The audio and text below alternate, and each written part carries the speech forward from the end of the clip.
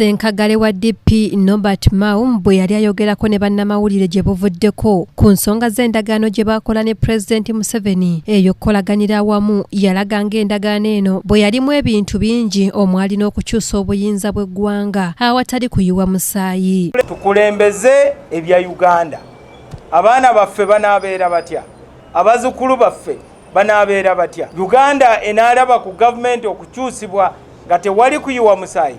Bannayuganda bangi balabika ng'abatakkaanya na bimu ku ebyo ebyalabikira mu ndagaano. Okusinziira ku mukulembeze w'eggwanga Yoweri Museveni bwe yabadde ayogerera ku mukutu gw'amawulire mu ggwanga erya Kenya yakyogedde lunye nga bwe batayogerangako ku byakukyusa buyinza. Kakati olwo kiki ekyamutwala kiddayo ku kiri twabannyonnyola nti Mawunze yannyonnyola lunye nti yali yeetaaga omulimu. Era President Museveni yamukubira nga yeetaaga omulimu naye nga tamanyi bwagenda nga awulira ajja kuswala yenge transition. Kale tukikkirize Museveni yemuwemudde misana era naye nakkiriza nti kitufu tetwakyogerako mu Twitter ye mu tweet emu ku tweet ze yakoze. Munnamateeka w'ekibiina ekya DP Luyimbazi Nalukoola ku nsonga eno agambye nti bamuburira ensonga zonna ze yali ayolekedde wadde ng'omwogezi w'ekibiina ekya NRM bino takkaanya nabyo. Kati ng'oyo omwami Nobert agamba yakola endagano ne Gen. Museveni naye yagikuuma wano ku kifuba eringanga kadi za kyanisi tatulagaako.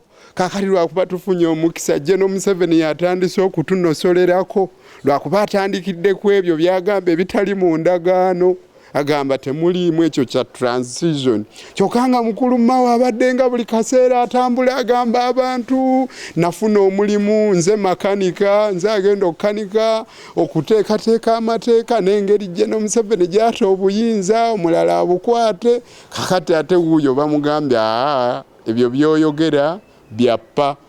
Kirabika nno mukulu Nobert takomye kulimba bannansi naye yennyini yeerimba. Atukiwaako tetunabimanya byonna naye ate bo bennyini be balina obuyinza obwenkomeredde obikutuwulira.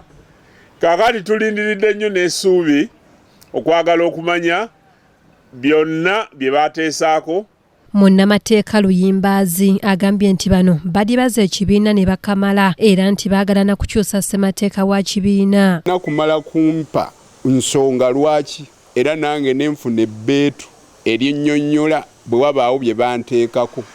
Kati nze ndi mubi ng'ate mukulu Nobert ne Siranda baagenda batunde ekibiina kya DP.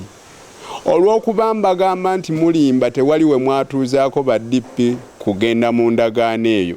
Kati balabanga nze omukyamu babi nnyo balina obukokkoliko ku ngalo zaabwe tebasobola kumpangula abo. Ngalonsa nga n'ebya transition abitulekedde kubanga nze nabaga etteeka lya presidential transition bill teyali nsaba. Ne twagala kino ekifo kyaffe akireke ekyobwa president w'ekibiina. Kifo kyaffe kyamuyamba n'asobola okwetega. Naye agenda aweereze obwa minisita. Ono agamba nti singa kino kikolebwa baakwolekera mu kkooti. Anji wakasanke ewuwe waŋŋaŋa yafugayo buli omu ateekwa okubeera muleeni ye. Bw'oba walonda kubeera pulezidenti Jeno obwa pulezidenti Jeno bukulemye obudduseeko ogenze kubeera minisita ewa Museveni ate tosobola kujja otwala ofiisi yange.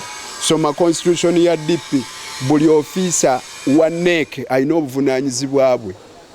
President Jena alina obubwe abakubanga akyali mukulu Nobert Vice President alina obubwe nange National Legal Advisor nyina obwange ze ensonga za ssemateeka ensonga z'amateeka so si mukasambidde. Ono era atubuulidde nga bwe yafunye amawulire nti obuwabuzi bw'amateeka mu kibiina ekya DP bwamuggiddwako n'ategeeza nti bwakufiirawo ku nsonga eno.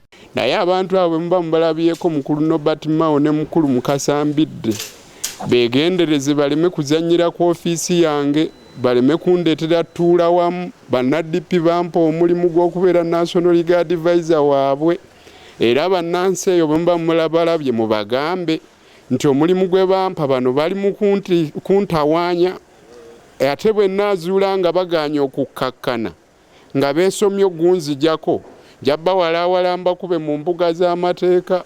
Nalukoola asekeredde abalowooza nti DP yagudde ng'agamba nti si gwe gusoose bano okuyita mu mbeera bw'eti. Omulangira Junju Moses yakusakidde eggulire lino ku lwa KTV. Amalindirire.